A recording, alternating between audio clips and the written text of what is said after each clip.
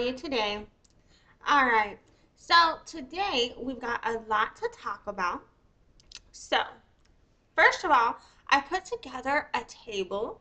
And in this table, I just wanted to compare the situations from my understanding between Raylee, DaDon, aka therealginsu, and Diana, from what I know, if I understand that correctly.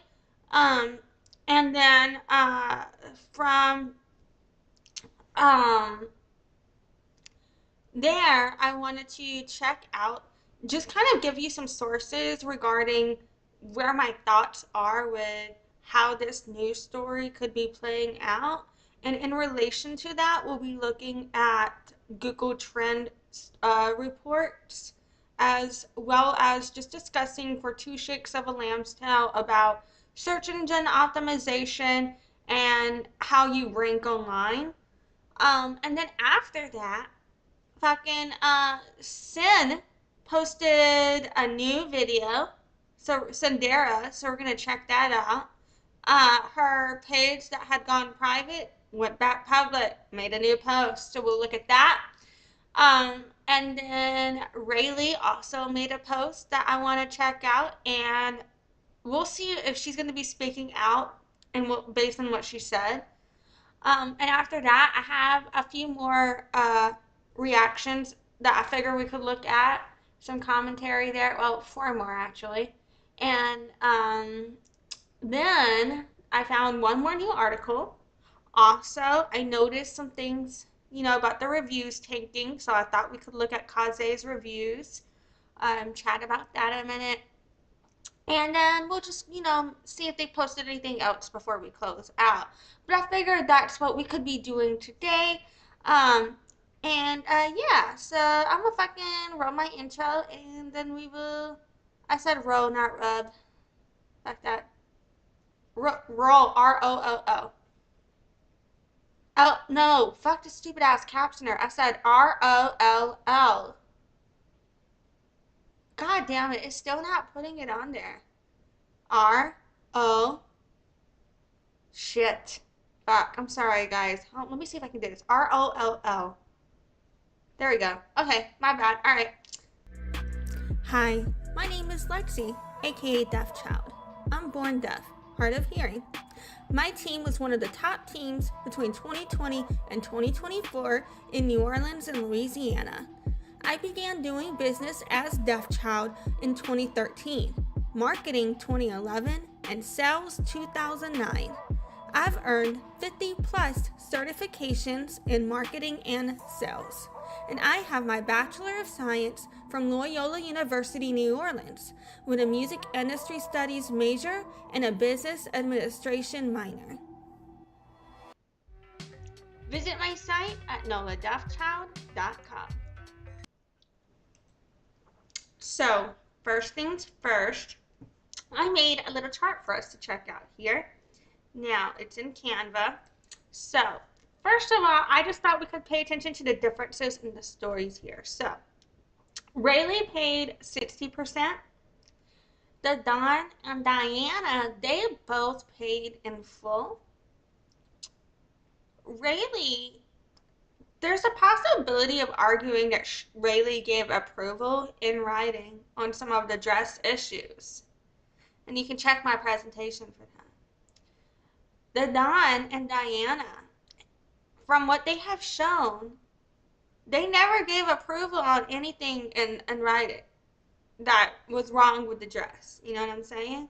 But Raylee, they might have the possibility, or at least being able to argue approval on the attorney's side in writing some of the dress issues from some of the evidence shown. Raylee kept the dress. DaDon returned the dress. Diana kept the dress. None of them have gotten a refund as of today that I know of. All of them have legal action in progress as far as I know. All of them ordered 6 months out. If I understand correctly, Raylee ordered February 24 2024 for wedding August 2024, which is when the contract was signed that was shown.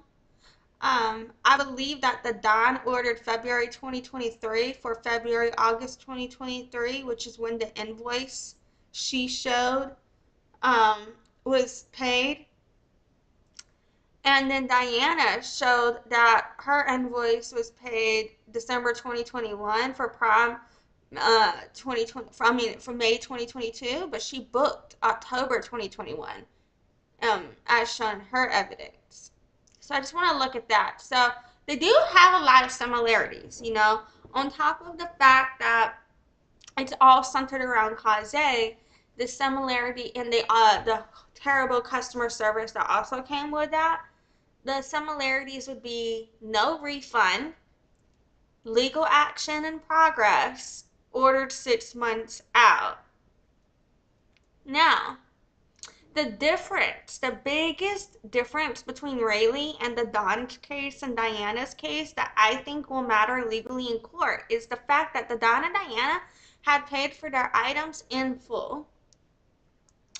And so between that with the kept dress portion of Rayleigh's part, that in itself negates there's no possible accusation of theft for the people who paid in full versus it's still possible in the person who he didn't pay the other 40%. Whether or not you agree, I'm just speaking on a legal basis, you know what I'm saying? And for that argument, just take out of context that it's a scam, because yes, it should be treated as a scam and adjusted accordingly within the law, but just on a business refund policy in general, and stealing in general, in my opinion, if you don't pay for all of something, but you take it without paying the permission, without the permission of the person you're buying it from, in my opinion, I could see why that could be uh, stealing. And in my opinion, consent can be revoked. You know what I'm saying? And so I'm just saying why I perceive there could be a legal argument there, whether or not you agree. Like, you could just think about what their attorneys might go for, potentially. I'm not saying they will. I'm not a fucking attorney. I'm just saying what could be the argument. Um, and then Rayleigh fucking also, so in the presentation, I gave the specific examples, and in my live streams, we've looked at the specific examples as well, but there were different times where she said things to Caze, such as she was happy with how the day went, um, if she understood if the dress wasn't done yet, that was texted once, and another thing, she said it looked good in one message too. And so there are these different things she sent. And then with the fact that the glue and the belt were on her checklist, um, those are going to be things that could be used against Rayleigh in court. But the Don and Diana, they didn't do shit like that. That's so for them, and you know, from the evidence that was presented to me that we've looked at so far from my live streams, the Don and Diana, from what they've shown, they never gave that type of approval on shit. They were very clear and explicit and held true to what they wanted. I think Rayleigh may have, like, you know, we could argue, you know, either she changed her mind, like either we could argue that perhaps she wanted those things before and changed her mind, or perhaps she thought she wanted it and just didn't like it when it came out. If you could, I'm not saying I know her, I'm just arguing possibilities. Or maybe she was just being nice and she never liked it all along, you know, like I'm just arguing possibilities for the discrepancy there. But yeah, you know what I mean? So that's the biggest case. When I talk about why I think the Don and Diana have stronger legal cases just on that part of the whole situation than Rayleigh, primary elements why are the fact that they paid in full and that there was no evidence that they gave approval on things in writing, in my opinion. Um, like the way Rayleigh did, in my opinion. Fucking yeah. So, and then I forgot to pull up the videos for the Rayleigh But I'm taking this straight from the screenshots that Raylee did. So one of them is like the Raylee Rukavina speaks out one. And then I just did another one where she shared more evidence again. So she's done 3 videos total. And in one of my videos, I shared 2. And then in the other one, I shared the other. Oh, she's done more than 3 videos, but I'm talking about like with evidence, right? And so I'll link those in the description of this video after because I forgot which ones. But I did pull up the Kaze client speak out. That one has the Dawn or the real Jinsu story in it in here. And then you can use the transcript to look for these elements to see what I'm saying. But that's where I took, these statements from. And in What the Fuck Wednesday, Kaze reposts Raylee Rukavina GoFundMe. That's where the Diana story is in there as well. Um, and so yeah, if you wanted to check those out, I was using the transcript. And then also the DaDon, the Ro Jinsu was I was in one of my live streams. I think it was the What the Fuck Wednesday one. The Dawn was talking about this jumpsuit, and I was like, I don't know where this is from. Well, it's from the kazebrand.com website. If you care to know about that, I was like, let me look into that. And then while I was there, I noticed that she's doing a quote unquote master class for she's doing, reducing the price to 800 for now, but it's currently priced at 1250 per person.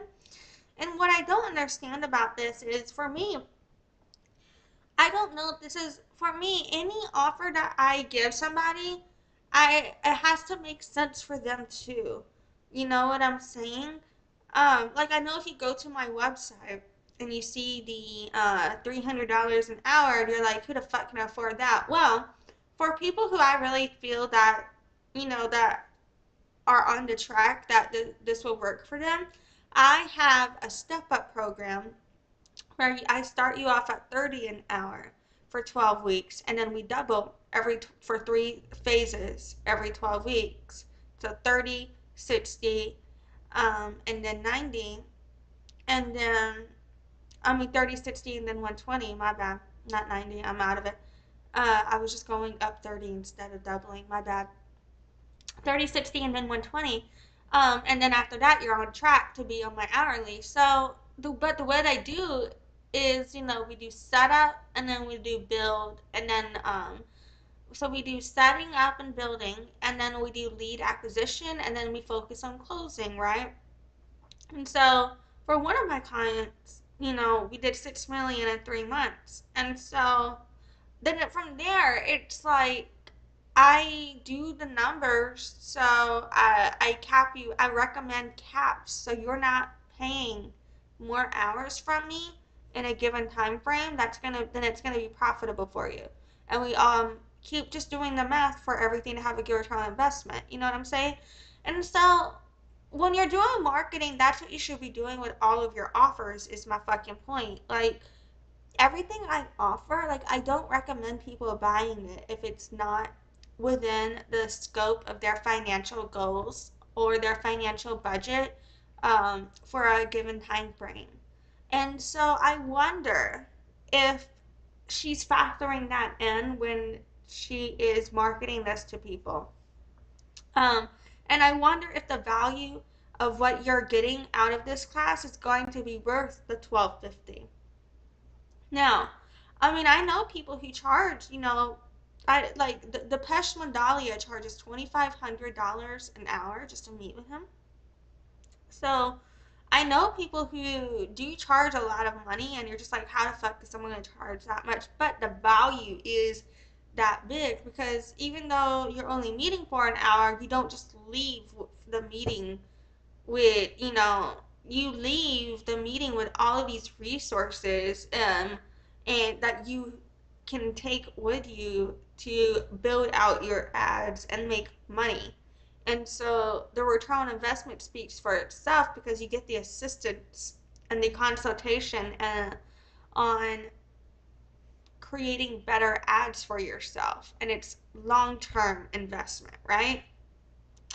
So on that level, if the marketing aspect of this program is that good, like with the how to charge more and improve the quality, becoming successful, monetizing, and the marketing portion, if she's able to put together teaching systems to be that good to actually help people, where people leave and they have her ad strategy to now know how to go run ads and get a 4-to-1 return on investment, then I think this is worth it. But if people are leaving, oops, I hit something. If people are leaving and they aren't able to um, leave with something that helps them then generate a return on investment from this, I don't know if that it, would this price point be worth it? If it was something around, anywhere between, I don't know, because I'm not trying to devalue anyone's labor either, because I don't know what all goes into it. I know this is just a summary. I'm just asking questions, just in terms of considering what we do spend our money on. Is it worth it after? These are just things you could reflect on. So, yeah. All right, moving on. I just wanted to do a quick Google Trend Report concept update and reflection of how long I think this is going to be in the news cycle. Just kind of carrying on from the conversation in my last live stream about the news cycle. Um, but before I get to that point, let me just show you the Google Trends shit. So Google Trends, they calculate their search term interest over time by normalizing search data to make comparisons easier. And so they divide each data point by the total number of searches for the time and location it represents. Then they range it from 0 to 100. Um, and they use a random sample of the actual search results. And they remove repeat searches. So, yeah. So a score of 0 means not enough data, which typically means very low search value. And 100 just means like how popular it is. So it's not based on the number of searches made. So yeah, just things to keep in mind. Now, if you look at a Google Trend report comparing Casze, Cynderra, and Raylee Casze, and we look at the interest over time for the past 5 years, you can see in 2021 there were some interest for Casze. In 2022 we get a little bit of interest for Casze. In April 2022, May, what is this, like, no, July, and May to June 2021, April 2022. In May 2023 we get some interest for Casze. And then in June 2024, there's some interest for Cynderra.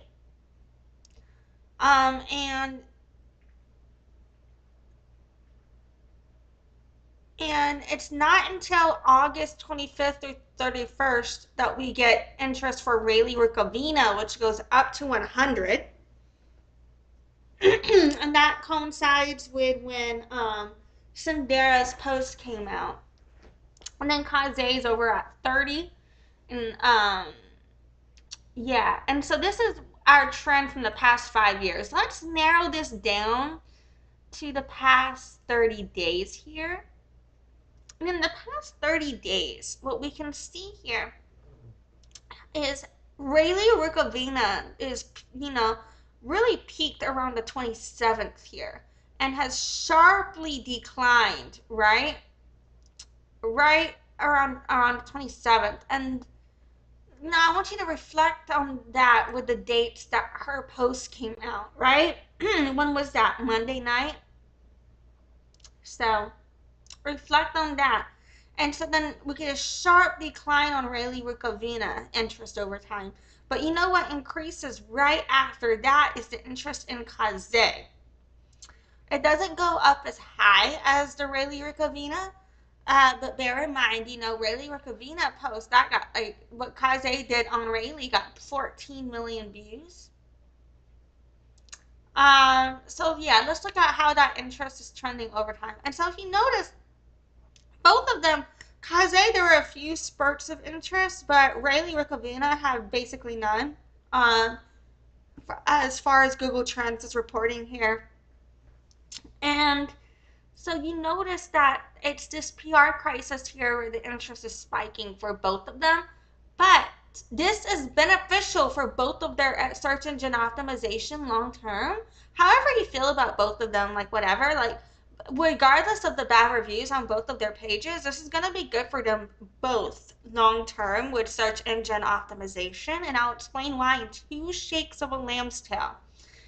All right. Now, and this gives me to theories about, and so, oh yes, before we move on though, like theories about this in the news cycle. So we spoke about different types of news cycles and why different news cycles can have different time periods. We also spoke about the 2-week outrage cycle in reaction to specific events. So what we first had was a 2-week reaction cycle to the concept of if Raylee stole the dress, right? But next, we're going to have a 2-week reaction cycle, but about 1 week later, so extended a week, to the concept of did Kaze lie about this shit, okay? And then in the mix, and in between that, we get the other client stories and the employee side coming out. So I perceive public interest extending.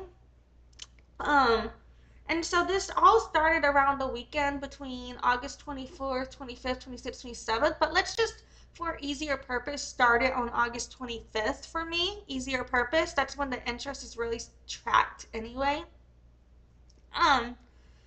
And so I perceive this going in through at least the 15th, at least September 15th, in my opinion, is where the peak of this interest is going to be. And this is where the peak of the views are going to be coming from Raylee and Kaze. So we can see that they're probably both going to use the heightened engagement on their social media channels at this time. I believe after September 15th, the public could lose interest, but that's only if because we have a couple more posts to see from them. So if they keep repeating things that have been said and it becomes like people clearly think now they're just fighting online for views and just trying to go for the views, I see public interest declining.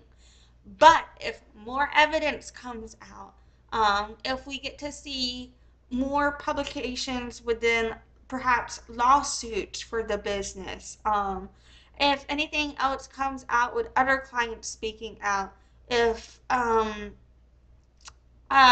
know what I'm saying, if like specific events happen, then I perceive the possibility for an extension of public interest for each time there is a surgence of popularity in that event, if you know what I'm saying. And so that could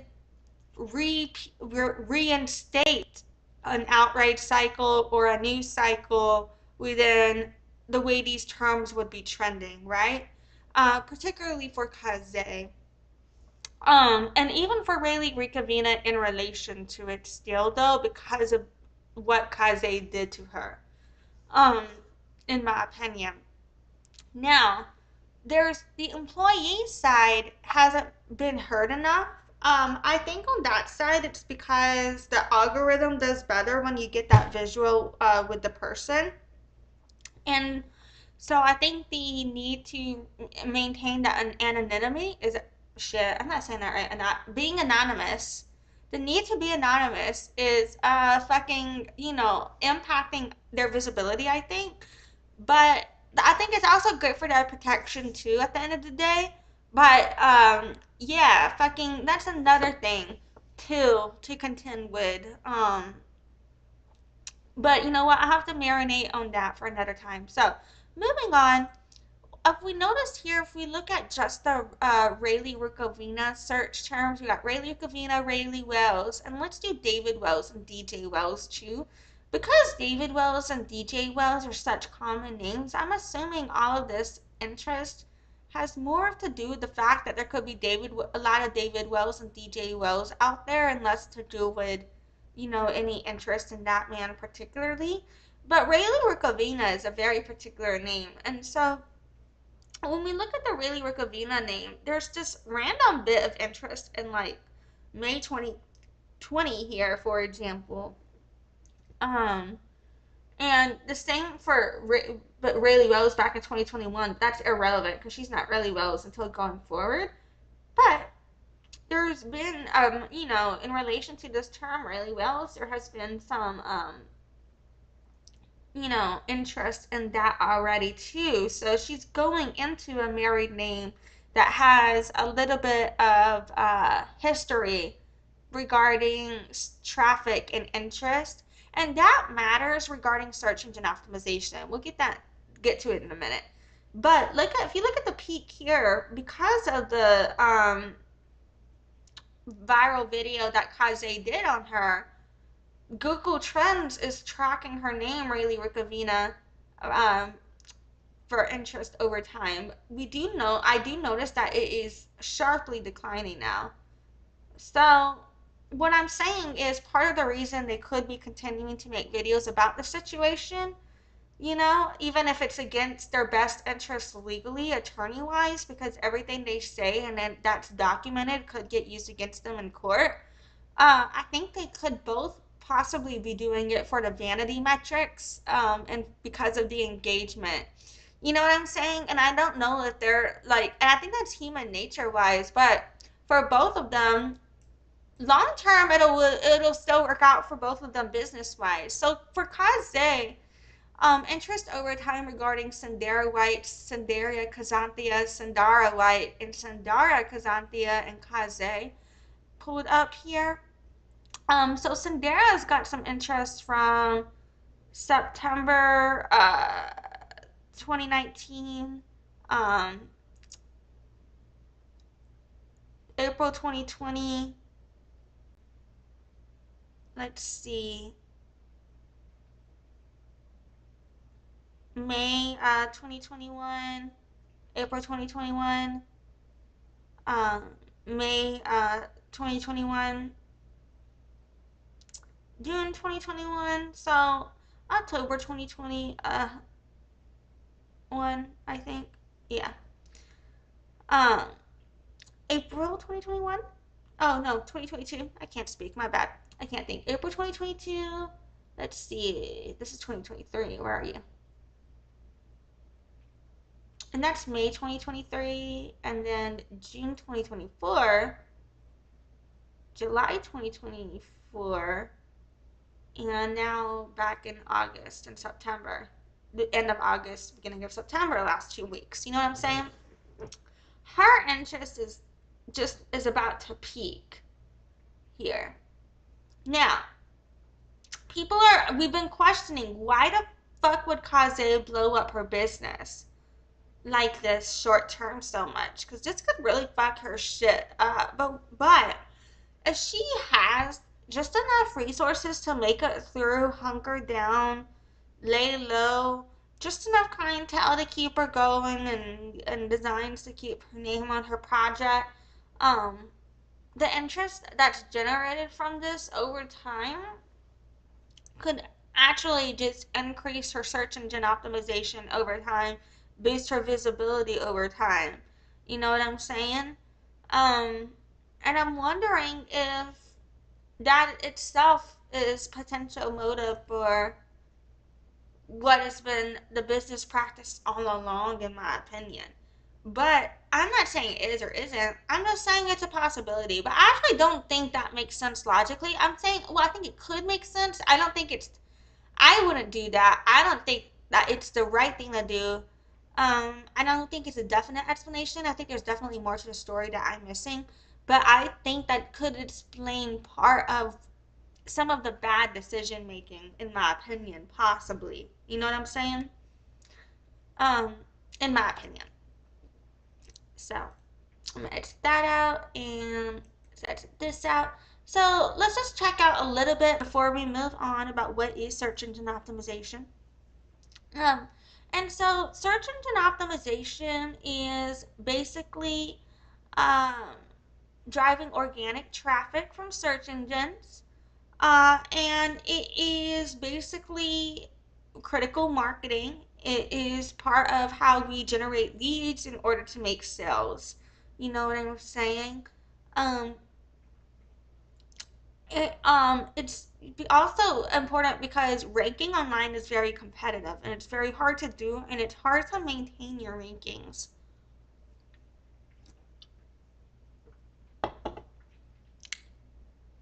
So, there are three types of SEO. There's technical SEO, which is when you're focusing on your website. There's on-site SEO, which is when you're optimizing the content on your website. So technical is the technical aspects, such as like page load speed.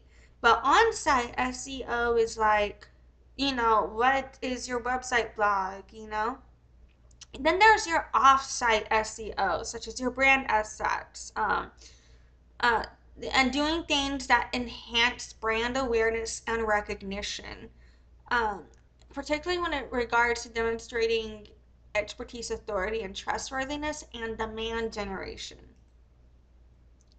So,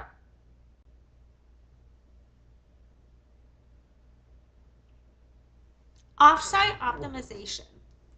There's brand building and brand marketing regarding boosting your recognition or reputation. Then there's public relations for links, backlinks. We've got content marketing, such as posting, but then social media marketing and optimization in terms of sharing relevant content, getting your name out there, um, and things like that. And even ratings and reviews, whether they're good or bad, impact your SEO. So yeah, fucking um the thing about when you understand how it works regarding it's based on how often people are crawling, rendering, indexing, and ranking for things. The more you search for something, the more the bots have to crawl to go find it, right? And generate it for you and render it for you. And so the more people look into them, the more it increases both of their visibility. You know what I'm saying? Um, Now, even if they're not all qualified buyers, because it boosts their visibility, in the short term, they won't be getting qualified buyers, but in the long term, their visibility will be boosted so that their rankings are increased to help them get qualified buyers long term and help them better rank for other keywords related to their qualified buyers, in my opinion. So even though short term everybody's shitting on each other here, long term they're both going to be totally fine in my opinion. Or they could be. Actually, I think Raylee might totally be fine if she doesn't have bad business practices. No, nothing's come out about her like has Casze. But Casze could be fine. It depends. It depends. I could see her going either way. Because I could see her still making it, but I could also seeing why with everything happening that she goes down. Not that I would want either way, but I'm just saying I could, based on what happened, I could see it going either way. You know what I mean? Um, so I also included a little blurb in here from Google regarding search signals, regarding meaning, relevance, quality, usability, and context. And so for them, it could be based on current events, your language, where you are, your locality, and the keywords that you're using. And all of that is going to determine what can be generating in the quality of the result you get. And so, yeah, fucking, and then regarding the ranking systems behind the algorithms and the machine learning and the code that goes into ranking, they're current things that are put in place, you know what I'm saying, um, that are relevant, I think. So, the local news system here, where we have local news system, a lot of the news reports are picking this up as we've been covering. So that's really going to increase both of their long-term search engine optimization. Um, so PageRank is one of their older core ranking systems used when Google first launched. And it's evolved a lot, but it's one of the systems that it's to help the pages link, um, helps them determine what they're about and help them be most responsible, helpful in response to a query.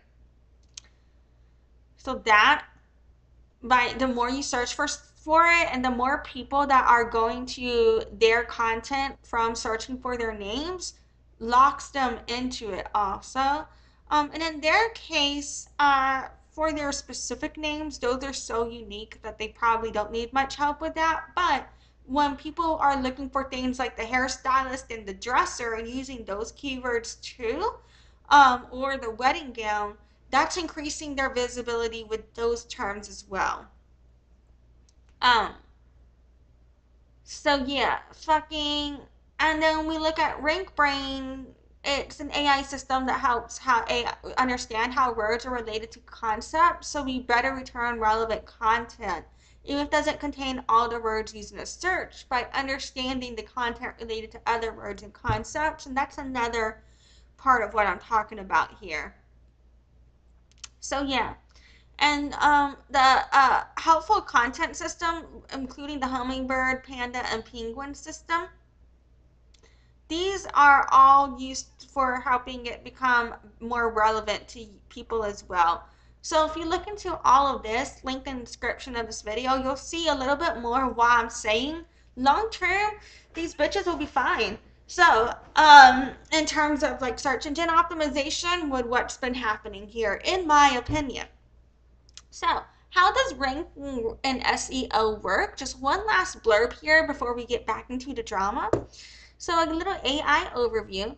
And it regards SEO ranking, referring to the position on the search engine results page, regarding quality, content quality, user experience, backlinks, page load time, mobile friendliness, accessibility, sitemap, internal linking, keyword usage, and URL structure. So, right here it says how relevant the content is to the search query.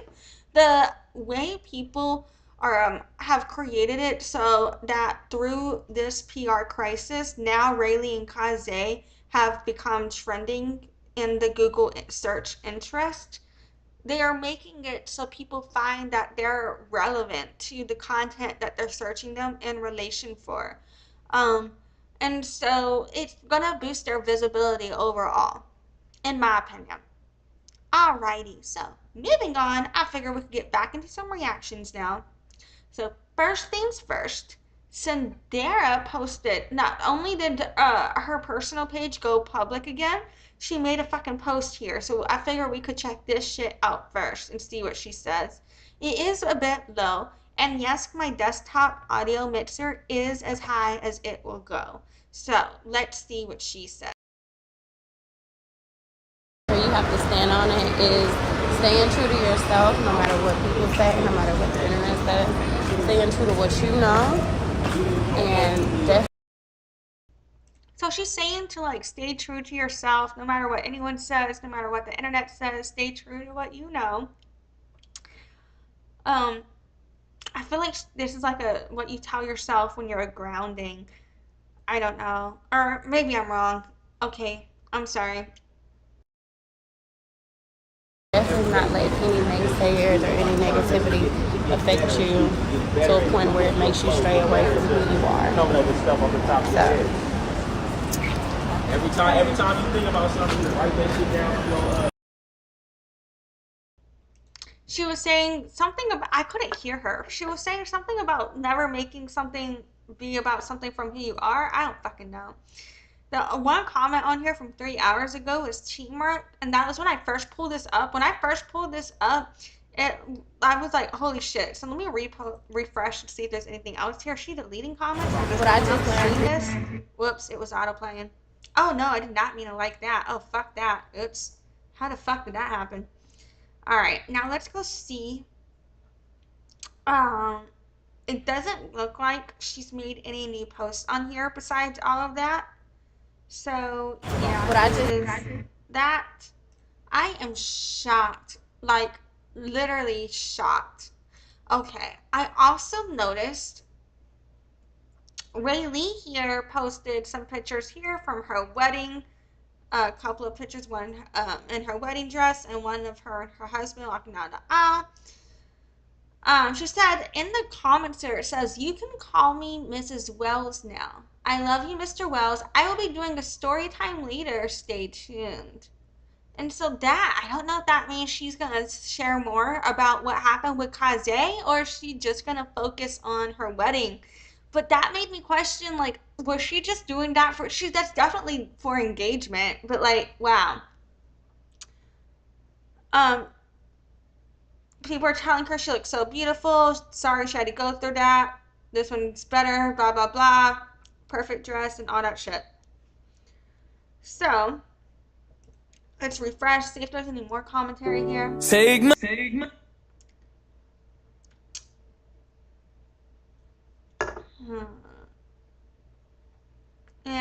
I don't know. Alright, let's see if she posted anything else. Ooh, there's a new post. Okie dokie, let's check this shit out. Alright, here we go. Are y'all ready? This is the story on how I found my wedding dress 2 days before my wedding. I had just gotten my marriage.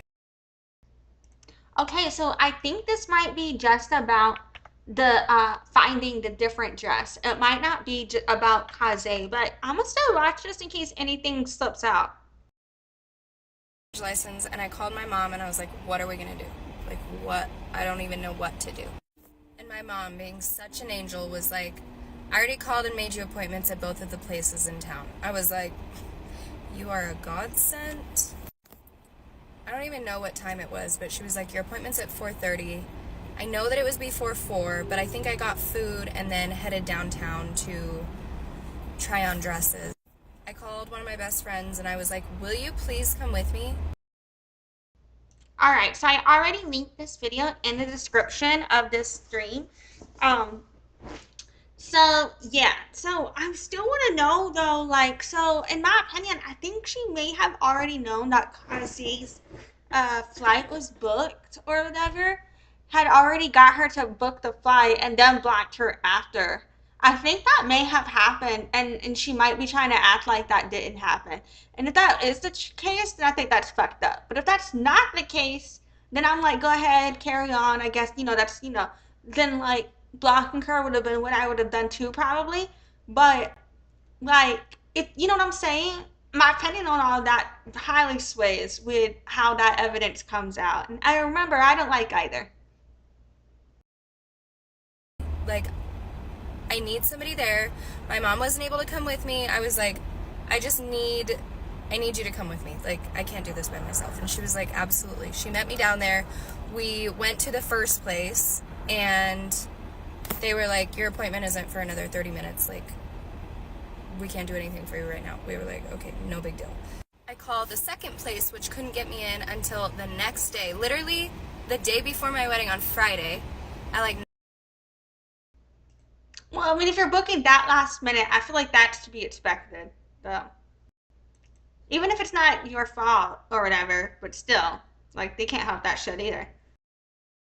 9 in the morning, and I called them and I was like, is there any way, like, did you have any cancellations that I can take, like anything? They were like, no cancellations as of right now. I'm calling them at like 4 o'clock. They're like, no cancellations as of right now. I'm like, okay, keep me updated. She's like, your mom did tell me the story. Do you want me to email the dresses that are close to your size? And I was like, yes, please. I said, here's my email. She sent them over. I looked through all of them. There was like one that I wanted to try on. So I was like, if you have anything open up, let me know. If not, I guess I'll be there in the morning unless I find one otherwise. She was like, okay.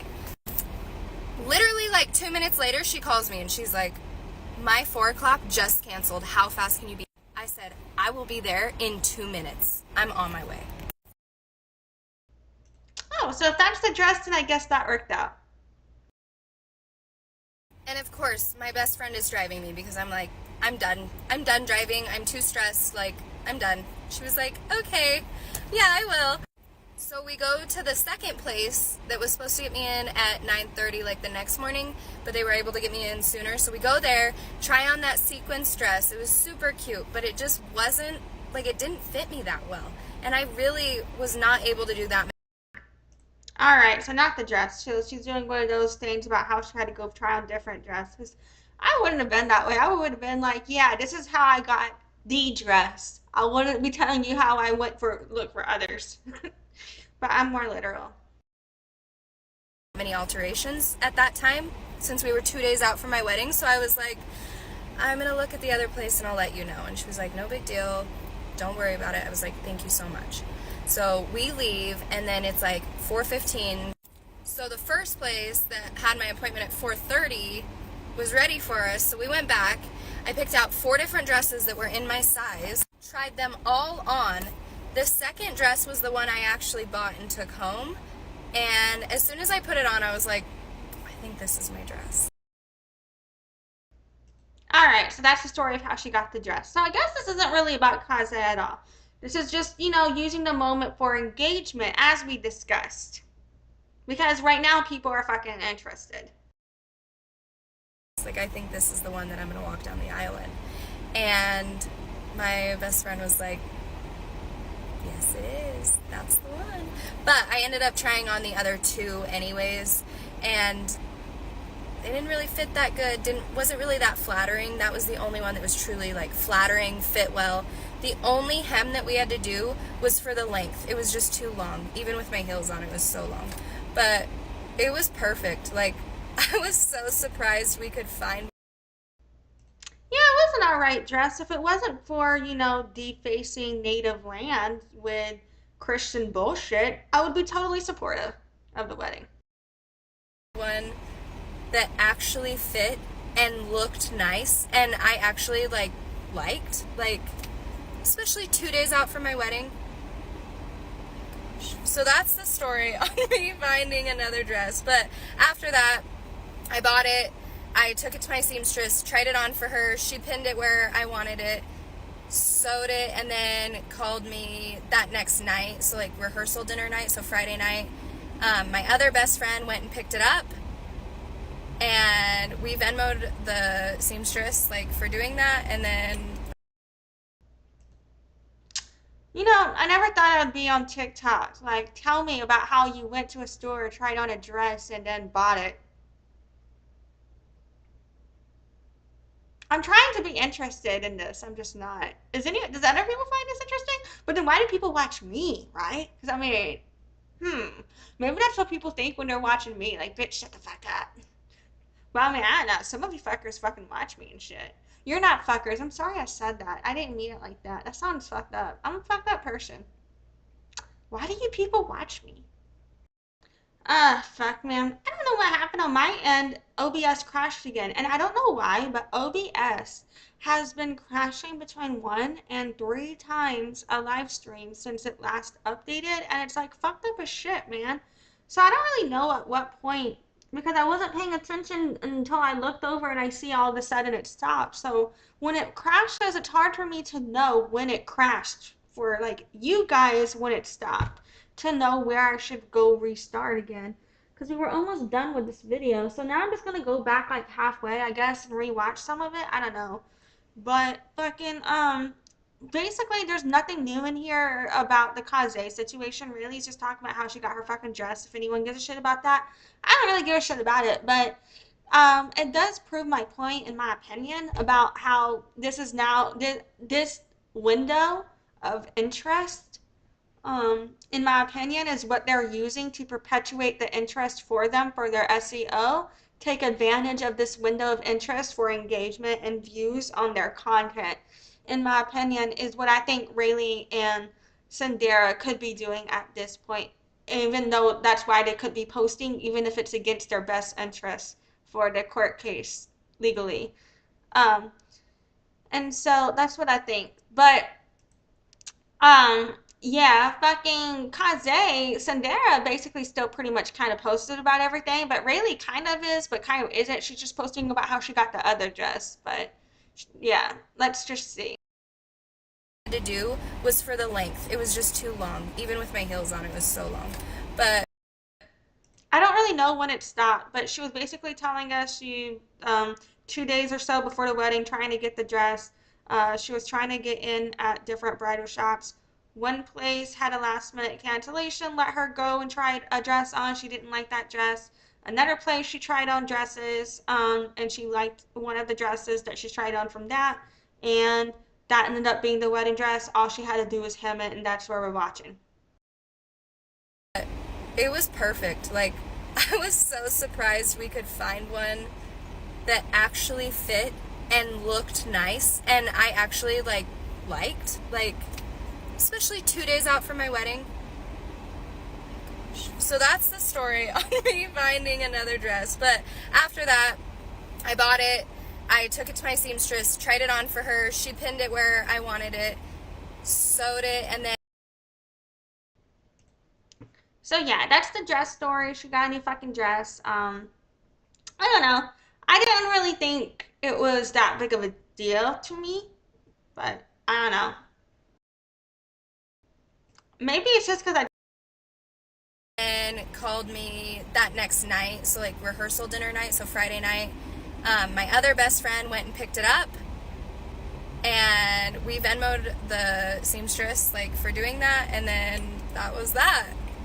And then I didn't try it on until my wedding day, which she only did the length, so I was not worried at all. But all of finding a new wedding dress happened in the span of literally 2 hours. I just can't believe that I found one that fit and actually looked good. I also don't think I've given myself enough credit in this video. I was fairly calm through this whole thing, internally stressed. I mean, you stole a wedding dress, in my opinion, so it's hilarious to me. She's like, I didn't give myself enough credit, but she took something, didn't pay for it, and never returned it, in my opinion. I think that's pretty fucking funny, though. I don't know. I don't think she handled it well, in my opinion. And then she threatened the police on a black woman, which is racism, in my opinion. But that's just me. Hey, she was, even if she was fucked over with it was the wrong product overall, I don't think she handled it well. So I don't give her credit. I don't like either of them. I think that Kaze is a scammer, and I think that she's very problematic as well. But people, I think her audience is primarily conservatives and Republicans, which is why she gets so much support, because a lot of Republicans like her. Externally, okay. I would like to add how nice and accommodating both of the bridal boutiques here were. They were great. They were so nice. They helped me so quickly. They got me in and out so fast, both of them. It was It makes sense that Republicans excuse her stealing a wedding dress, though, because they excuse stealing land too. wonderful. I am so thankful. Seriously. And that's the story on how I found my wedding dress 2 days before my wedding. Hey. This is the story on how I found my wedding dress 2 Alrighty.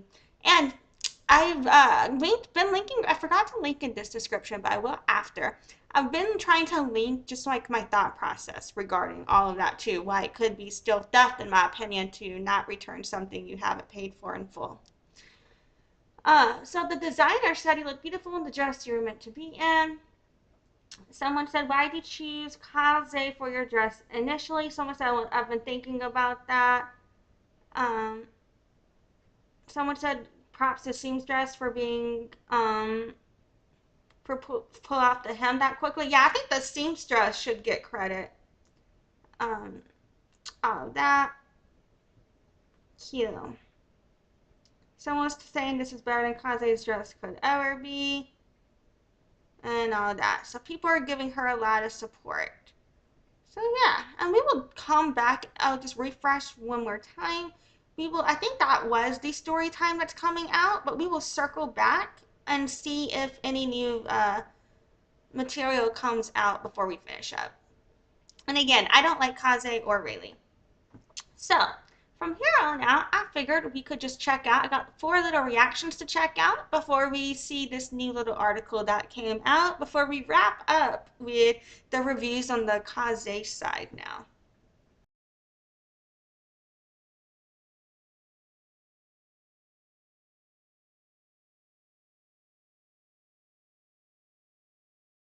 We have an update on the wedding dress saga. I also have proof that Kaze takes the stock photo pictures from a different website and puts it on hers as her own. Dresses that are $200 some versus what she's trying to sell them for, which is thousands. Ooh, I want to see this proof. Yeah, that's what we're here for. First off, Riley has an updated video from a day ago, and she does say she is speaking to legal counsel.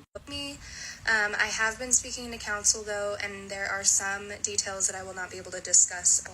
So I assume that means that she is taking legal action against this woman. Also, if I can find this woman here, I will tag her in the description. But in the GoFundMe, which is now taken down on Kaze's page, it says, I now must retain a lawyer and go through a legal process to fight back for the possession of the custom gown and or payment for the final remaining balance due to me. So she is using a GoFundMe to pay for the lawyer to go against Riley. The GoFundMe is no longer linked in her bio. We also now have some inspiration pics of what the dress is supposed to. So she doesn't take down the GoFundMe when the link was down, which was bugging me. But now that the GoFundMe has been back up, she takes the GoFundMe link out of her bio. Okay, I see. I think it's still up. I have to go check. Supposed to look like, which would have been gorgeous. Like, look at this draw up that they had. Gorgeous. Now here is a screenshot from Kaze's site. $2,350 for this dress right here. This is the same dress on, I think, AliExpress for $240. Same picture, same everything. Picture right here from Kaze's website, $2,550. Same exact picture from a different website. They don't even change the pictures. People can reverse image search. Holy shit. You didn't even pay attention to this. Oh my god. $219. This screenshot is from Kaze's TikTok, and you can find the dress here for $388.89. That is insane. If I have any more updates on this, I'll be sure to let you know, but it sounds like this is going to be a legal process, so it sounds like we're going to have more updates to come, so just stay tuned. The legal process is super slow though, so yeah, I think there will be updates eventually, but I'd be surprised if it happens fast. So someone said, not defending her per se, but I think it may be the opposite because one of the photos in AliExpress is Kaze's model, it looked like. The same one she had modeling the stolen dress, so it looks like. I mean, maybe not. The creator said, but it's not all from the same site. Kaze has stock photos from several different sites. What's the chances of all the companies are stealing her pictures? Someone said these cheap clothing site scammers are ruthless and have nothing to lose. Someone said Kaze is absolutely wrong and I hope she is sued, but it's actually the other way around, love. The address of Ali and Alibaba, etc. is 100% stolen from Kaze. You're absolutely wrong about that part. Oh shit. Someone said, are you trying to say Kaze is sort of drop shipping dresses if they are similar to a custom dress a client wants?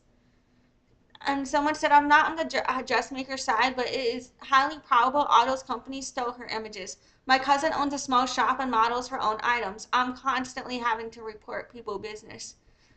Someone said she makes custom dresses, so how many exactly do you think she's able to find the dress on other sites? That's insane.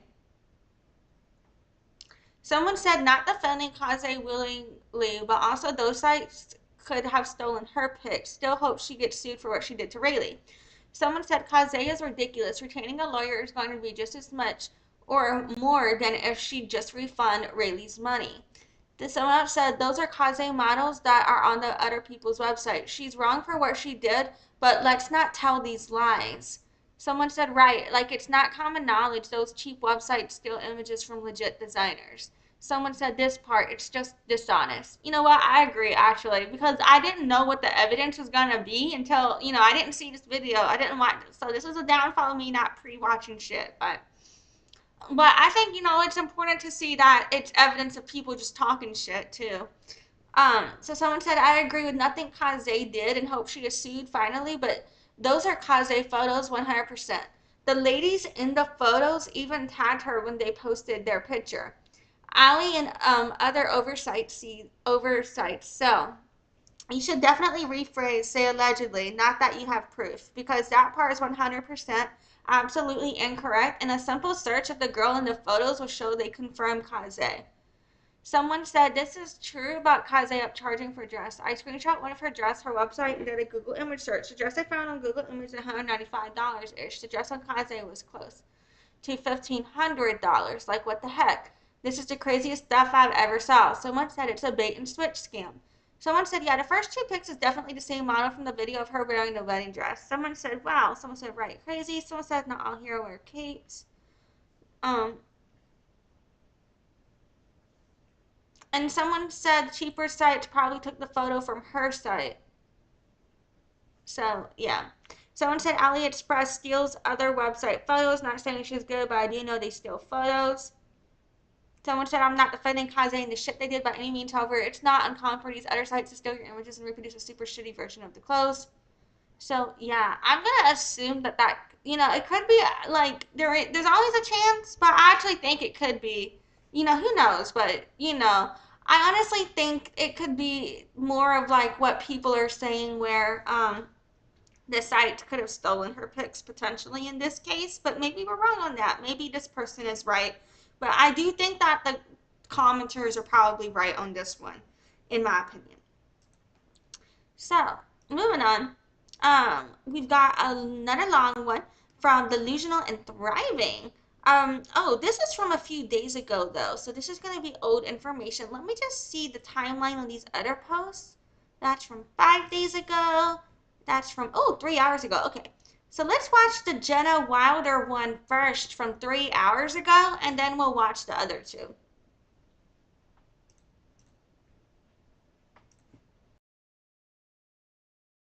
Since the designer Casse posted her receipts, I've been seeing some people commenting that they're confused because Raylee said there wasn't supposed to be a belt and the designer said there was supposed to be a belt.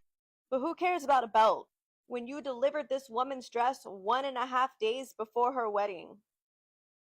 The top of her dress, the back of her dress, the slit, the belt. There could have been a number of things wrong with that dress, and there could have just been one thing wrong with that dress. But it doesn't matter because she would have had no time to fix it. What's not clicking? You breached contract. If you go to GoFundMe, I think whether or not that's breach is going to depend on what the amended contract states and what wording was given with, and whether or not the approval with the wording that was given with when she told it there would be the extension and everything. There are things that Raylee said that could be considered technically legally approval in writing on some of that. And so I actually think that part is debatable, in my opinion.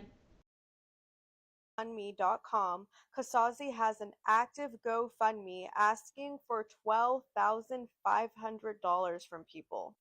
Why? Yeah, no, I think that's bullshit. But as far as the dress, this isn't the final cost of the dress.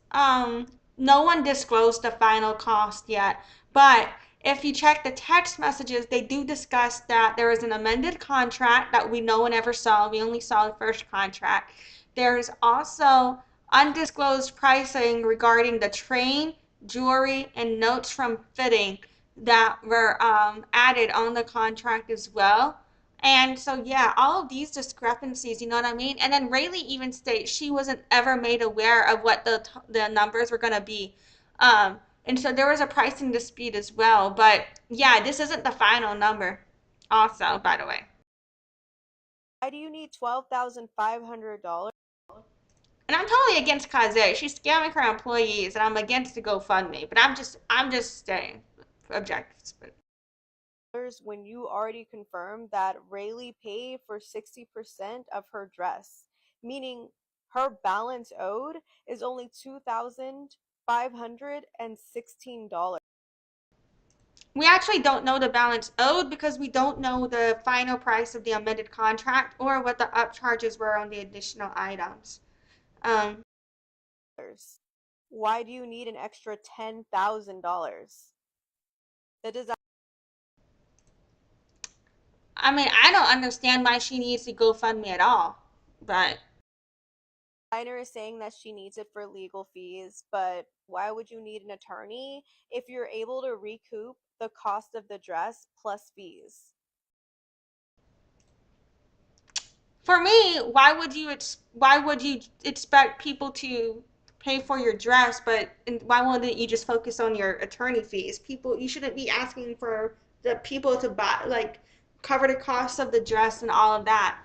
You know what I'm saying? And if this is like means you can't pay your employees, that should be included in the cost of the dress in terms of what that hourly was for that labor there. And if this is making it so you can't pay your employees going forward, there's something else wrong there, in my opinion.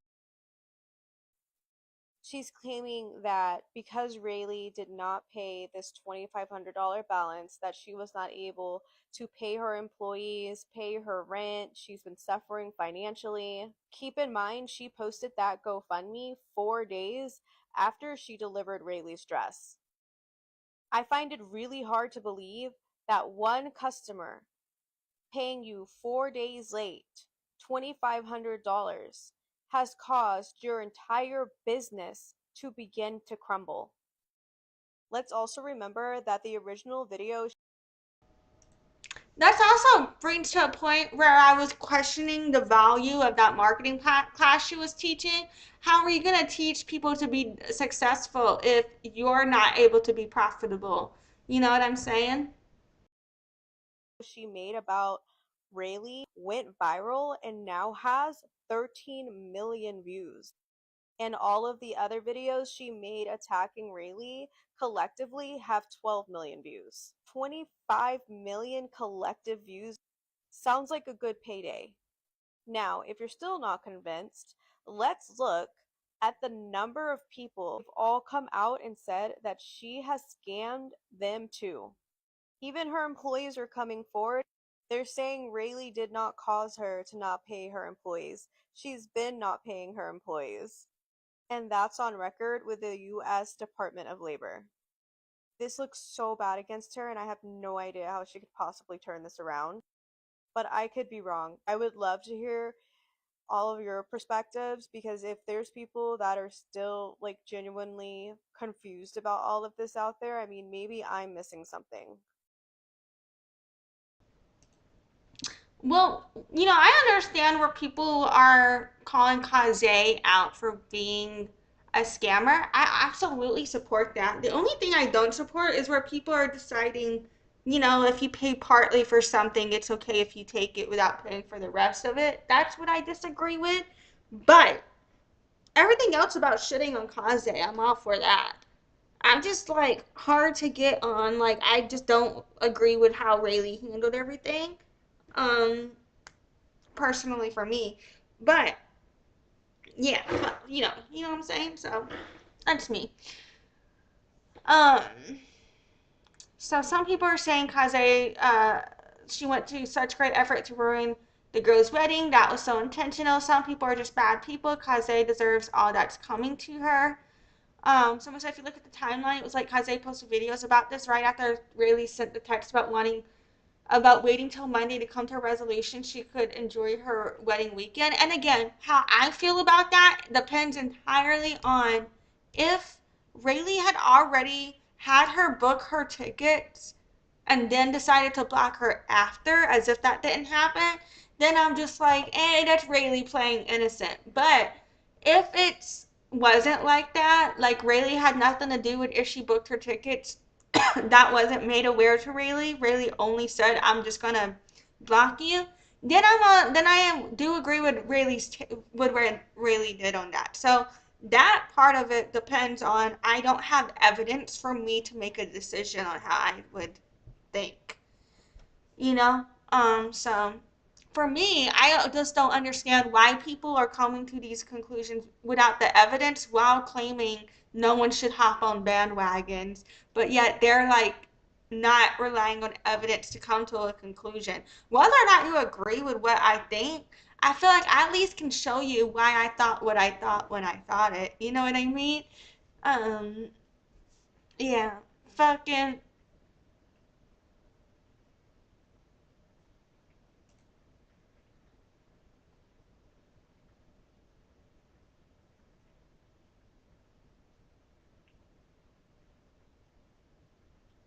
So, one person said the video picture of Rayleigh holding earrings up breaks my heart. You can tell she's been crying and it's already frustrated. Someone said her face in the photo where she's holding her pink phone and the designer is frowning behind her. That breaks my heart. Someone said I said the same thing. Someone said yes, the designer thought it would show her happy, but that's a forced smile if I've ever seen one. Um, and then people are talking about how Rayleigh gave her grace and chances to make it right, and that Rayleigh handled it maturely. I don't think Rayleigh handled it maturely, in my opinion. I don't know, but that's just me. Like, a mature person doesn't need to fucking threaten the police on someone over a goddamn dress.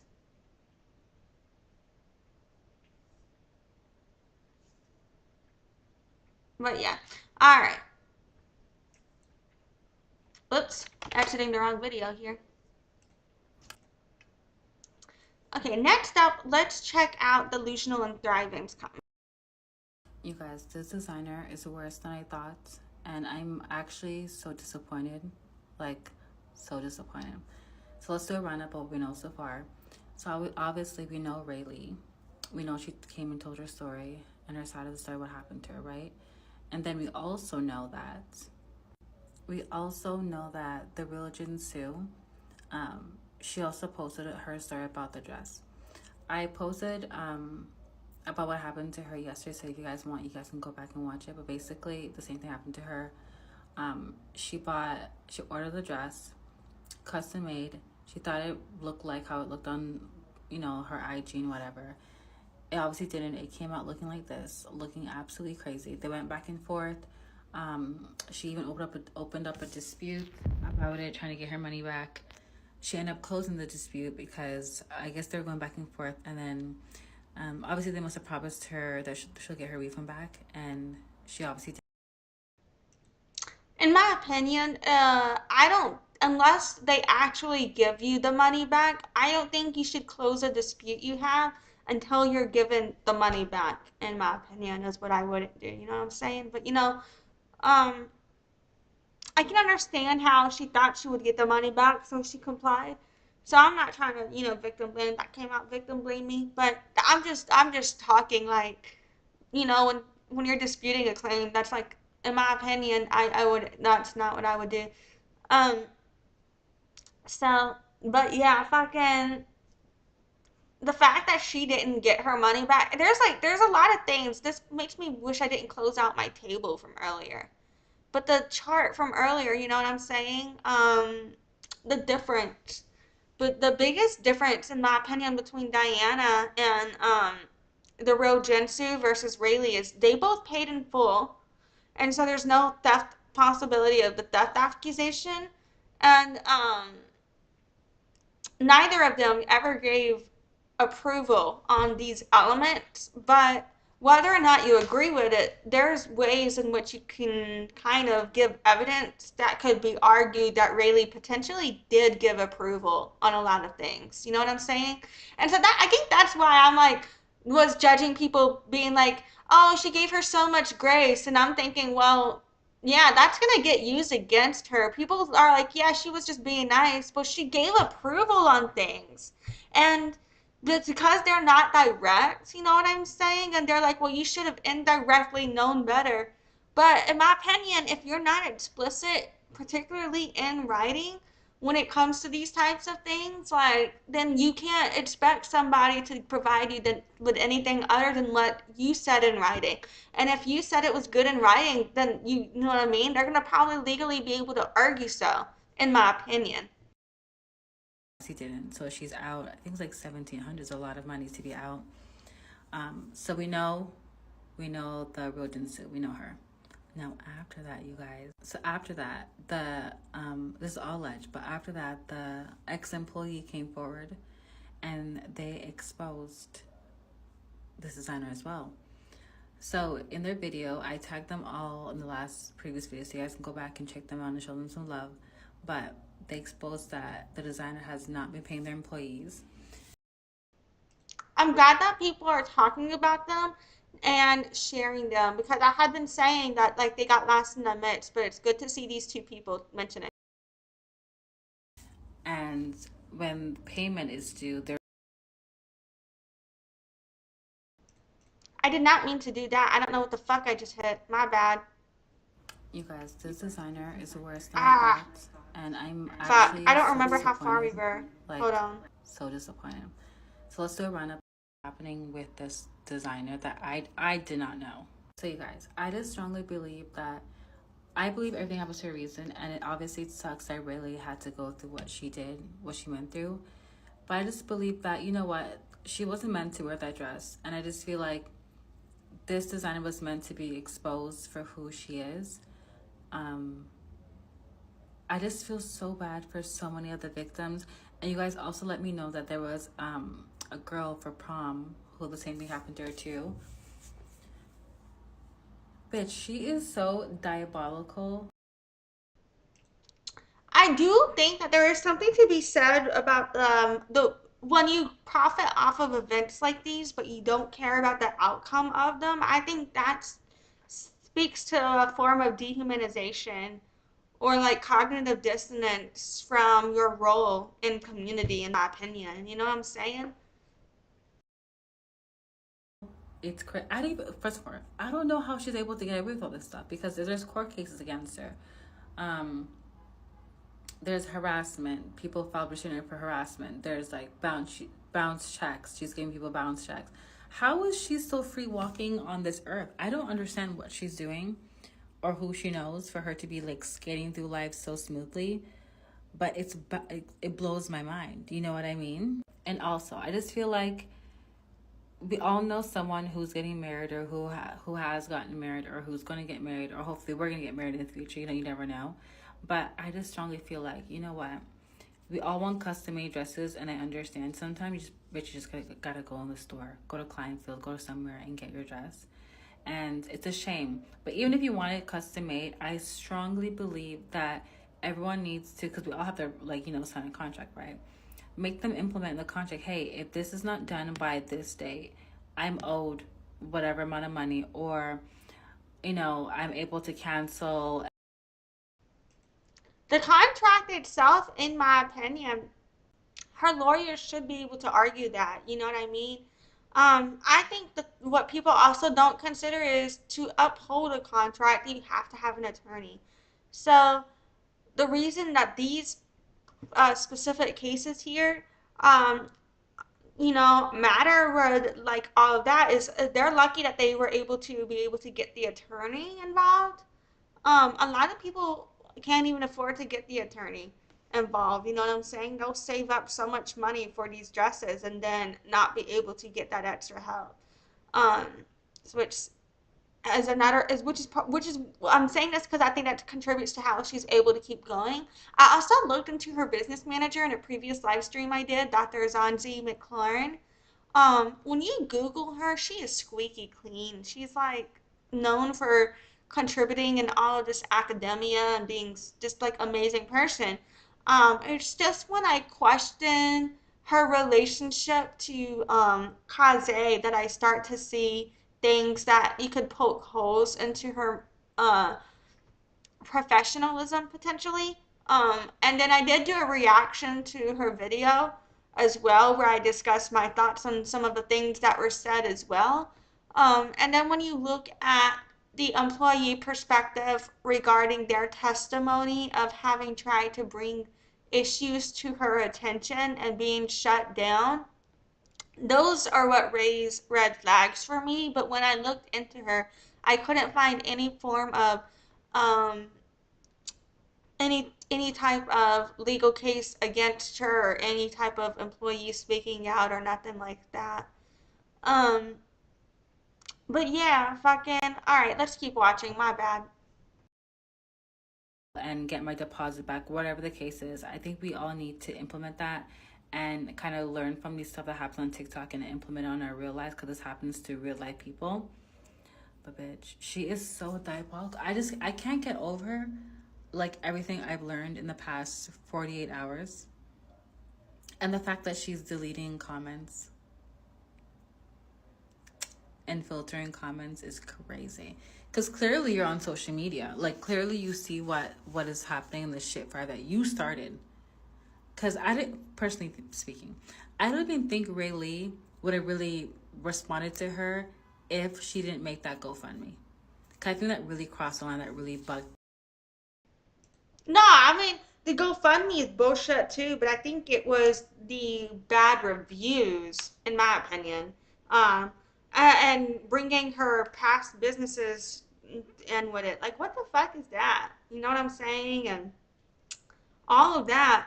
I think the GoFundMe wasn't even doesn't fucking matter. It's the way that she weaponized, like way that people attacked her.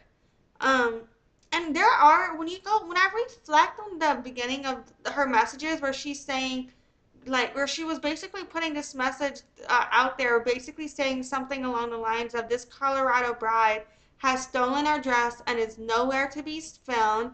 If anyone knows where this Colorado bride is, please let me know. Is what she had said, something like that. And I think that's what got people to be like, well, I'm going to go hunt her down. You know what I'm saying? And so there could be an argument there where Caze instigated the harassment against her with that. You know what I'm saying? Um, Potentially. But at the same time, I also believe that Trump instigated a riot against the Capitol, and that fucker is still free as shit. So who knows what the outcome of something will be, whether you agree with it. But I'm just saying there's like an argument. There could be an argument there, even if she didn't, but yeah. So that's what I feel like, you know what I mean, in my opinion. Like all of that and the videos and the millions of views. Like fuck the GoFundMe. Like the GoFundMe's stupid as shit too, but that's just my opinion. Like, rub people the wrong way, because they really rub me. Because I'm like, bitch, why the fuck are you requesting our GoFundMe for? I mean, the GoFundMe is ridiculous, though. It's fucking ridiculous. I agree. Yeah, absolutely. Like, what are you, really and truly, what are you out of? And people say, oh, she should have canceled, or, oh, she should have just returned the dress. She said she was going to return the dress. She was never gonna keep the dress. So I don't understand what people are trying to say. Because some people in the comments like, oh, it's her fault as well. I can understand why you may think it's her fault, because it's so close to the wedding and, girl, you should have had that dress. But sometimes, like, when you're planning a wedding, there's a lot going on. There's so much stress. I mean, I don't really think it's like, I feel like the way that the prom girl did it was a better thing to do. Like, I think part of the issue was where she sent the approval. Whether or not, when she made the decision to decide she didn't to ditch the dress doesn't really matter to me in terms so much as why did she give the wording that could be used as approval? Telling her that things were good, telling her she was happy with how the day went, telling her things like that in writing are going to be able to get used against her in court. So that's what I question. Like, why would you act like you like something if you don't like it? there's like you're booking your hairdressers, you're making sure, your limo's there or your car service or whatever, your makeup artist, like is this or that in order. There's a lot of stuff besides the dress that you're stressed about, like catering. Like if you don't have a wedding planner, you're doing it all by yourself. Even if you do, it's still stressful, So I understand why they may feel like put the blame on her, but I don't put the blame on her because I'm like, girl, if I'm paying for something and I'm giving you 5 months to do it, like the time that you want to do it, it should be done. Especially if I give you my measurement, especially if you see me. That's why I don't get why you would tell someone you like something you don't fucking like. If you've been waiting for the dress this long and you know what I mean, you spent all this money on it, why would you sit there and act like you like it if you don't? That's where you know what I mean? You can argue, yeah, but on the last week she brought up her issues with the dress between like August 9th or 10th and like the 25th, 24th, or whatever, there were issues raised. But there's text messages that show even after like the August 9th fitting or whatever, she was saying, I'm so happy with how today went. And she was texting things look good and things like that. Like, that's going to get used against you in court, in my opinion. You know what I'm saying? So whether or not you agree with the situation, I'm just saying, like, you can admit you should be able to admit, in my opinion, how that could be perceived as approval on the work at that stage. And so that's for me where I have that hang up, where I feel like this situation for her is different than what happened with Raylee, in my opinion. Especially if we did fittings together. There's no reason why my dress is not fitting me in the way, and there's no reason why my dress should not look how we talked about and not look at how the pictures are. You know what I mean? I don't think there's any excuse for that, because I don't think if that happened to you, that wouldn't fly with any of us. Like, come on, it's your wedding. It's your wedding. And even besides Rayleigh, like the real Jinsu, bitch, like she paid $1,700 if I'm not wrong, for that dress. And that dress is out. Oh God, let me see if I can find it real quick. Hold on. Yeah, guys, so this is what she ordered, right? And this is what she got. Ain't no way you're about to tell me those two are the exact same thing. Look at the cup. Bitch. Look at the rhinestone. Just look. You're telling me I'm supposed to go walk out my house and go to my event or go where the hell I'm going looking like that, wearing that, when I'm supposed to look like this? Hold on. I'm supposed to look like this? And you have me outside looking like this? Bitch, ain't no way. Because like I said before, these women that this designer has been dealing with are heaven sent. They're heaven sent. That designer has been able to skate through life like, fucking around people because she picked the nicest, kind-hearted people you can pick.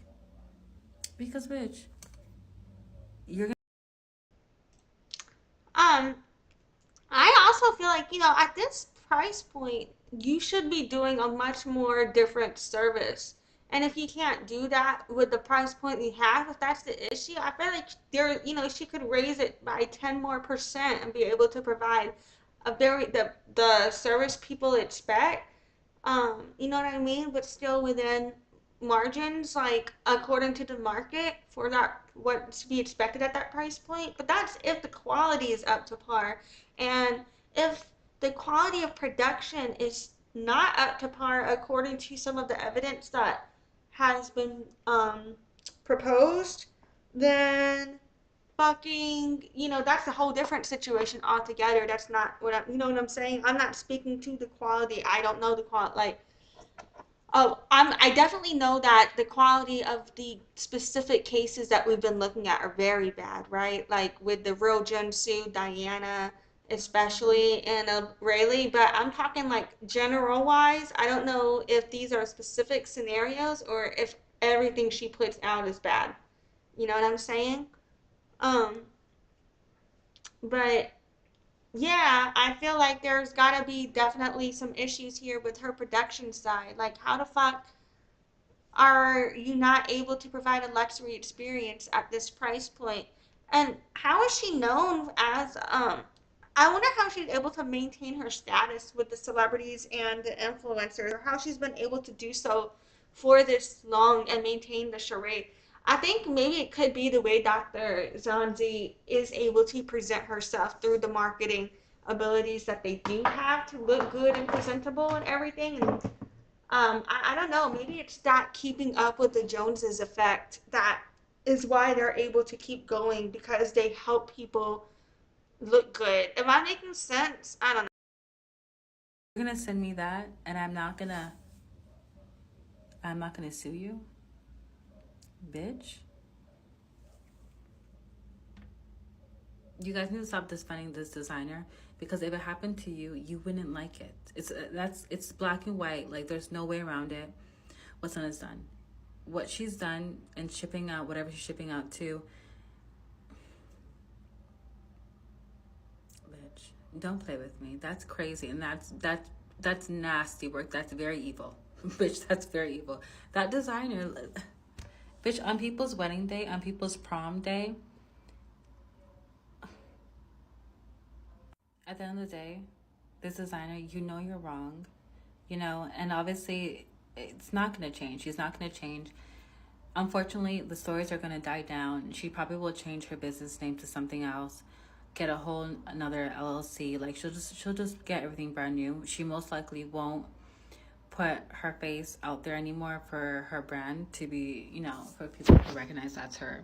She's gonna do, like, it's gonna be silent. She's gonna continue what she's doing, change a whole different name. She's gonna continue what she's doing. But hopefully, everyone does take her to court, and she learns the hard way, unfortunately. Because, bitch, I was rooting for you. No matter how bad it looked in videos, like, I was not coming for you, bitch. I was still rooting for you. I was like, you know what? Maybe it's a one-off. Maybe something happened in between. Maybe. But, girl, prom, the real Jinsu, the ex-employees, bitch, you really disappointed me.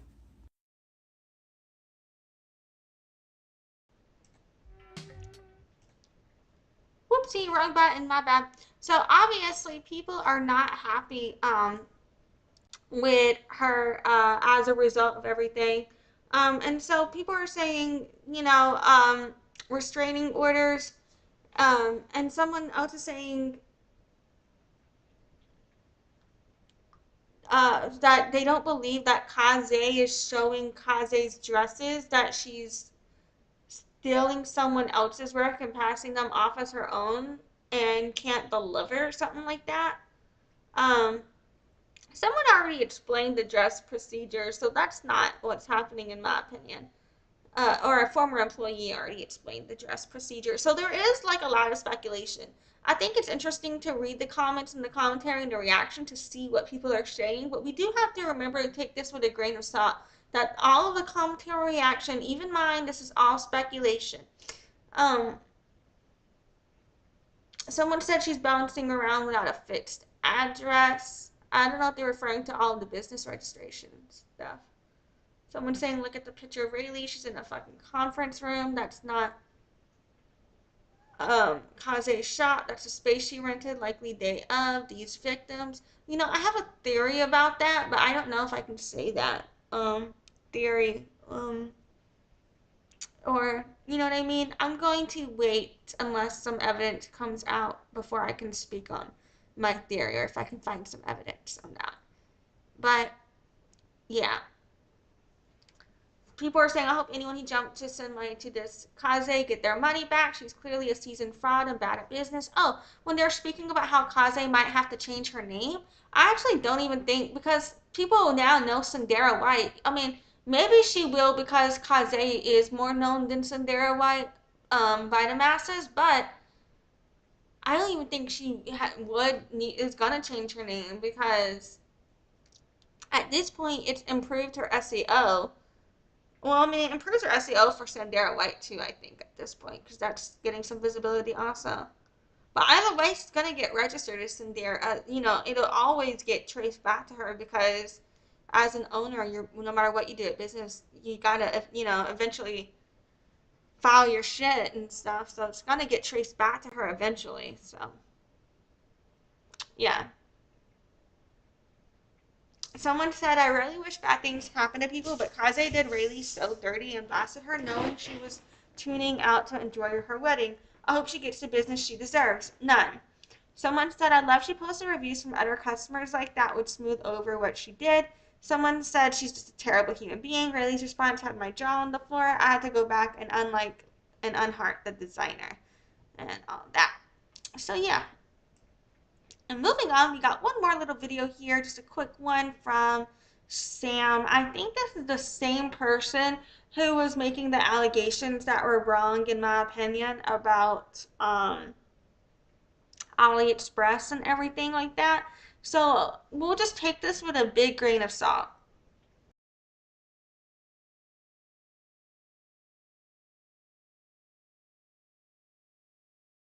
This lady's story sounds exactly like my story. There's a new girl that has told her story about this same dress company that also scammed her out of money and a dress. Let's talk about it. I know you all have seen the wedding dress drama story going on here on TikTok with Raylee and this lady right here. Well, now this woman has spoken out about her story and how what she ordered versus what she received was not. And how similar the Diane, and Diana's stories are wild to me. And those are also kind of similar to Rayleigh's, but they've got two key differences. But yeah, fucking that shit. It does speak to a pattern, and you know, it shows this isn't just an isolated one-off incident. There's definitely some procedural and business issues on the Kaze side, in my opinion. And so I would also, that does, in my opinion, substantiate bringing into question the value of that $800, $1,200 marketing class, in my opinion. Not the same thing, and all the trouble she went through with the same dress lady. This lady's story sounds exactly like my story. The only difference being that the lady did not send the dress back, and I did send the dress back and still didn't get my money back. So the lady didn't scam her. The lady just didn't like the dress that So this woman goes into detail about how this is the dress that she ordered. Wait till you see what she got. This is what she got. $1,700. And this is the underwear that they sent her. I don't know if you can see this. That is just straight thin tulle and glued on rhinestones. You can legit see the glue coming through the bra part of. Is it even sanitary to wear those quote-unquote panties, you know? This dress. And again, the story is the same. The dress wasn't done on time. She did not send the videos like she was supposed to send. The dress barely made it in time for her to leave for her trip. She sent the woman she paid for the whole thing. Here's the payment after and the initial deposit. She paid for the whole thing. This is the only video, picture, anything she got of the dress before it was sent to her. Same problem. She kept messaging the lady. She did not want to message back, would not communicate. She finally agreed to have the dress shipped back to her, and she was going to refund her the money, but the lady shipped the dress back, and she still has yet to refund that woman the money for her dress. Like, look at the back of this dress. You can just tell it is cheaply made. It's just cheaply made. This is not a $1,700 dress. I'm just waiting for more women to come out about this woman because she has scammed so many people, including the people that put money at her GoFundMe before she took it down when she got exposed by Raylee. Stay tuned because I've got more tea to share with you about this. It is getting wild, so buckle up. I don't like that she's using tea in that way, but you know, that's fine. Someone said there's another girl that got scammed by Kaze, and that would be Diana with the prom dress. Sam covered that. So yeah, people are saying they're fully invested. People are talking about it's not the same dress. How does she even do that? I don't even know what that was in reference to. So yeah. Let's check real quick if the GoFundMe is up.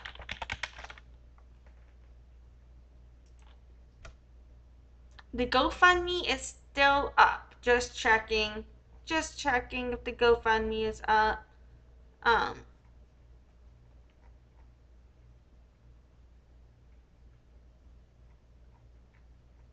But nobody has donated in 9 days.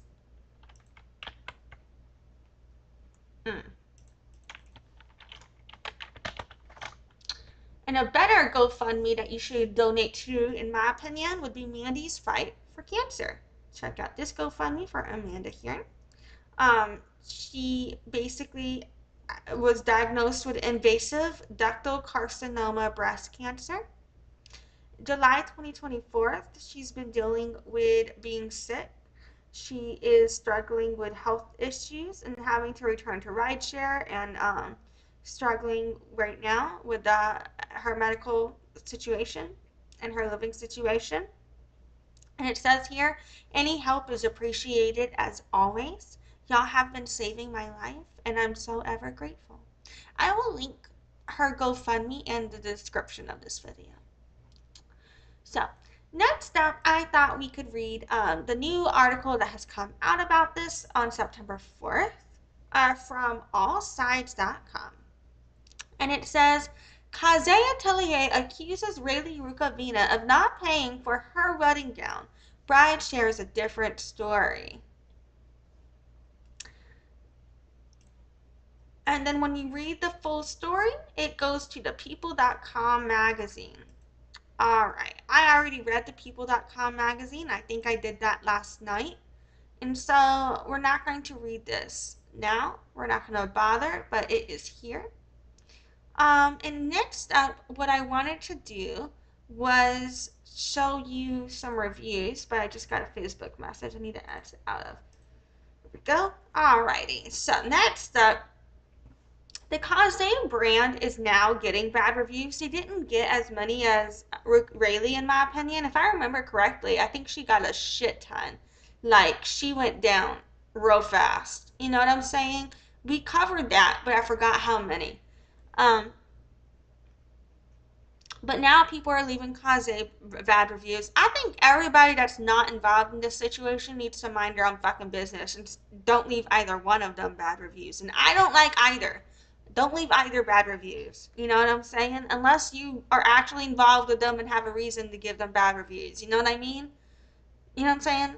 Like, and I hate when, like, if two people one-on-one don't like each other, own businesses, and give each other bad reviews, that's fine. That's fine, fair. Fair is fair. But I fucking hate when one person gets a bunch of people to go leave one person bad reviews, and it's especially if it's not even justified and they have nothing to do with the business, right?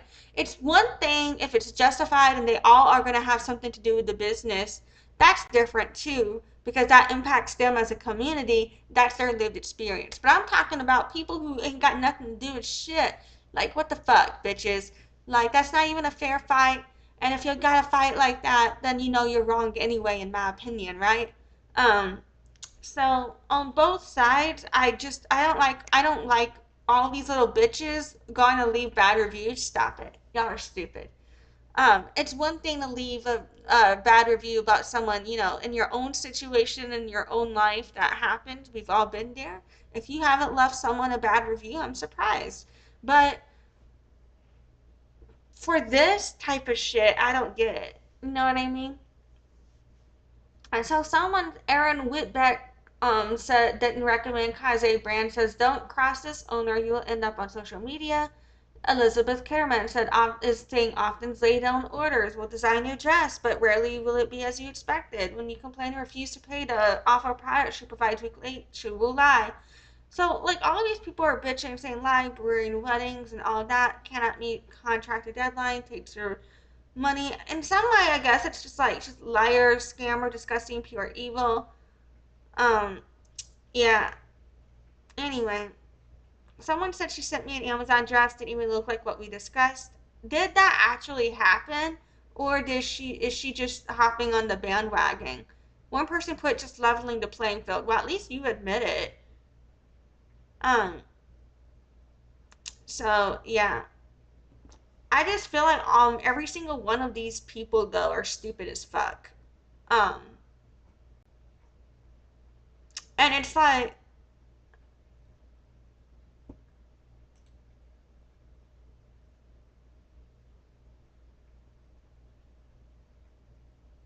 yeah, I don't know. All of the reviews on here, I just feel like every single person who left a review of you just kind of can't trust their opinion on anything, in my opinion. Um, and the same for people leaving bad reviews on Raylee that don't know her or have shit to do with her. People are going to leave bad reviews like that, you know, unless you have an actual reason. You know what I'm saying? Anyway, that's my opinion. Alright, let's just see real quick before we close out. Are there any more posts? It looks like that was it for Raylee. No, for Raylee today. Any new posts from Casze? Uh, nope. And I think that was the new one from Cynderra. We saw that already. Yep. See if there's any comments. What I just Nope. Yep. Whoops. Alrighty. So that's it for that. And that leads us here. I'm going to remember to link the GoFundMe's.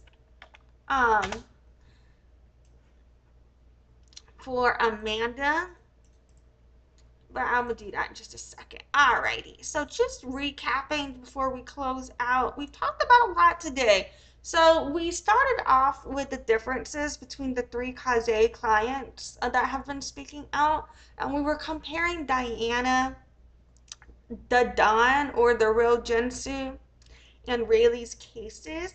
And why I think DaDon and Diana have a stronger legal argument against Casze than Raylee does. We've also discussed basically the search engine and PR side of how they are trending online and why this is all going to be beneficial for them long term, and how I think they are both utilizing the engagement they're getting right now to perpetuate the longevity and engagement as best they can to increase their SEO potentially from my perspective. Um, we also looked at the new published article real quick just to see that, you know, the news outlets are still picking this up. We checked out different perspectives on the situation, including the creator, who I think is just talking out her ass on that one thing about the AliExpress thing. Like, I don't think that part of the situation is true, and I don't think that her evidence correlates to that, in my opinion. But whatever. Fucking, and yeah, we saw how Case's reviews are now tanking. So, you know, life has happened. I guess people feel very passionate about that. So yeah, I hope this is an interesting reflection on SEO for you, so you can kind of think about, like, how do you want to operate as a business? Is this the way you want to build your brand recognition? Things like that. I feel like there's a lot to consider here. Fucking yeah, I don't know what the fuck is happening with this. Because I still don't understand why people are making the decisions they're making. I can only speculate because I don't fucking get it, right? So yeah, thank you for your time. Thanks for chilling with me tonight. I appreciate you, and I hope you have a great night. Thanks for watching. Join the loyalty program at noladeafchild.com/loyalty and check in during live streams to get points for rewards.